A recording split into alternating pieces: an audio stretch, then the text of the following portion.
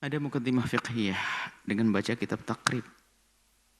Kan tapi kita saat ini keluar dari takrib sebentar karena kita sudah selesai di bab zakat di kitab takrib.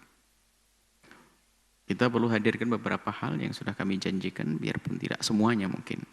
Pada malam hari ini mungkin di pertemuan yang akan datang ada beberapa hal yang harus diperhatikan adalah masalah-masalah yang tidak diduga mungkin atau tidak disadari. Ada sesuatu yang tidak harus dizakati akan tapi kadang orang menganggap perlu dizakati. Atau bahkan ada yang mewajibkannya.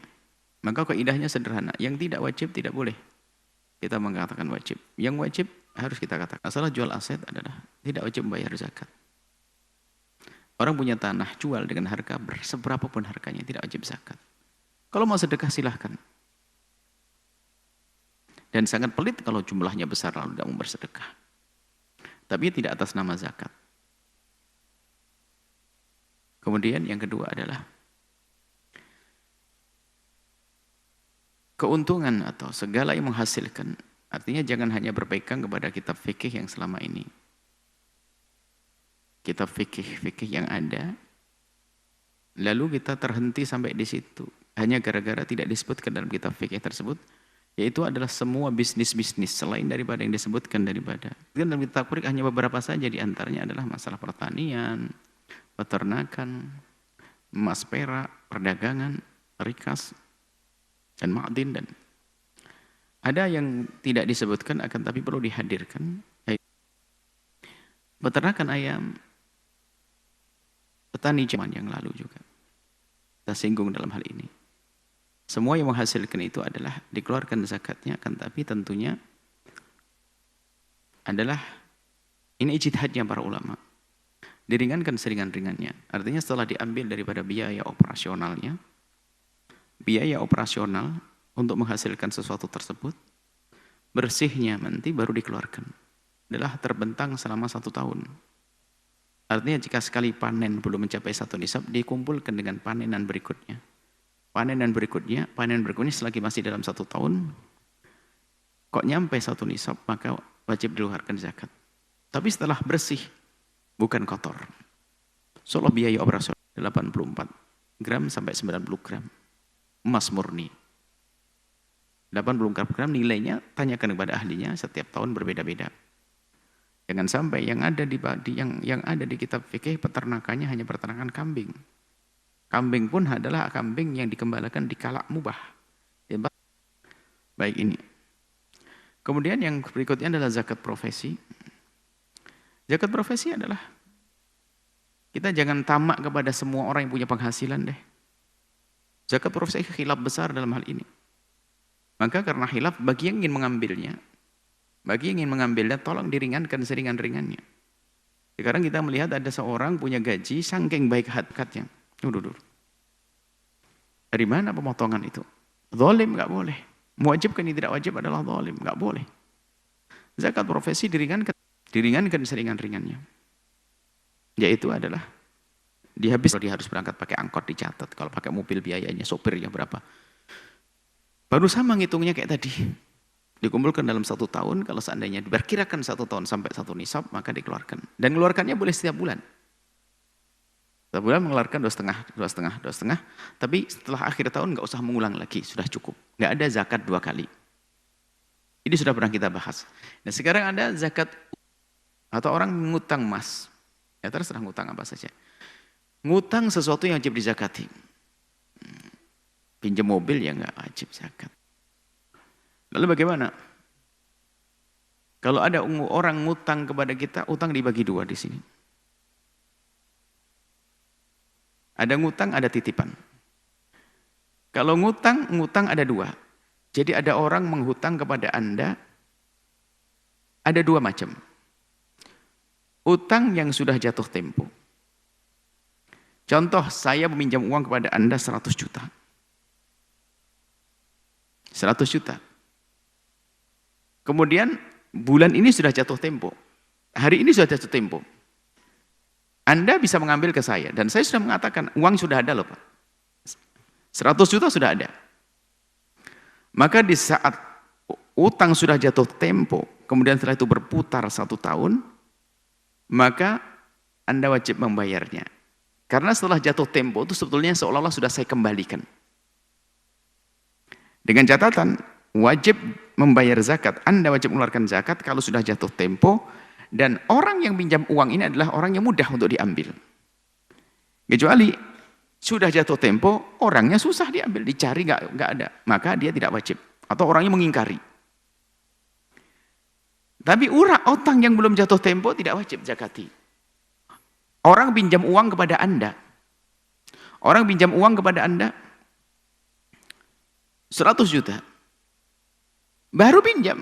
Bayarnya adalah 6 bulan yang akan datang. Ya nggak wajib, nggak usah dipikirin. Karena belum jatuh tempo. Jadi kalau sudah jatuh tempo, mulai saat itulah dihitung. Nah, ini saya hubungkan dengan selanjutnya.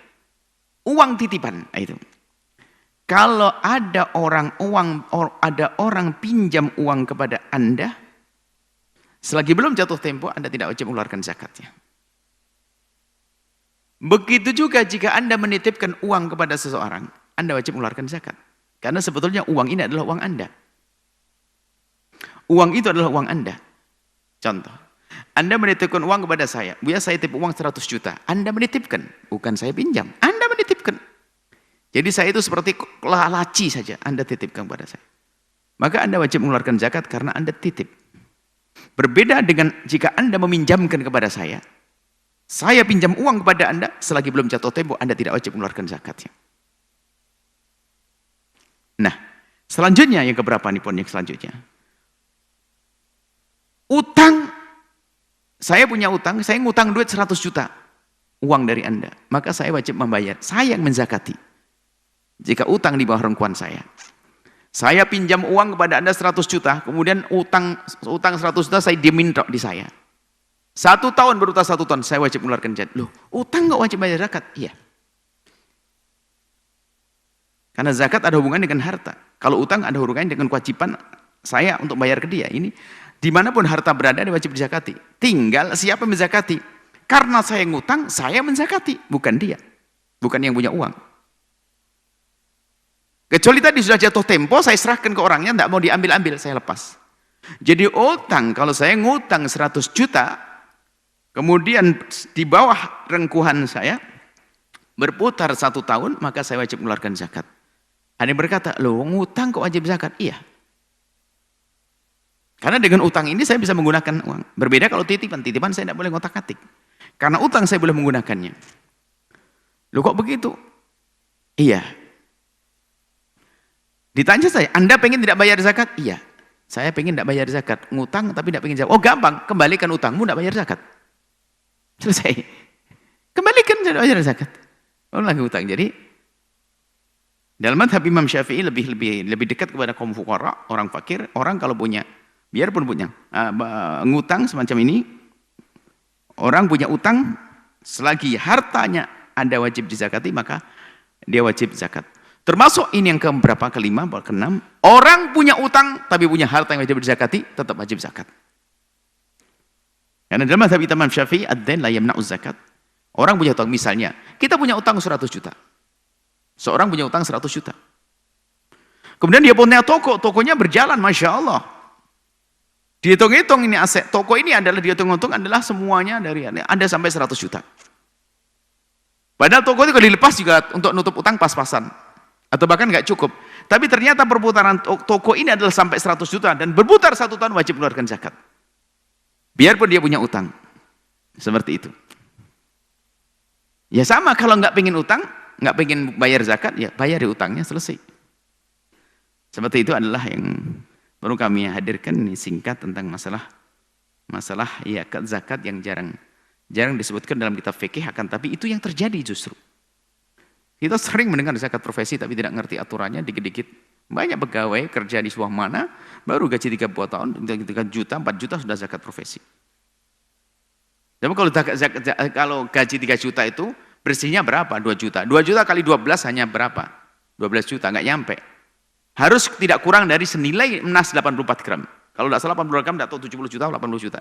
Artinya kalau dikumpulkan bersih selama 1 tahun tidak boleh kurang dari senilai itu. Seperti itu. Baik, sampai di sini bab zakat. Dan nanti kalau ada hal yang baru kita akan hadirkan pada pertemuan yang akan datang.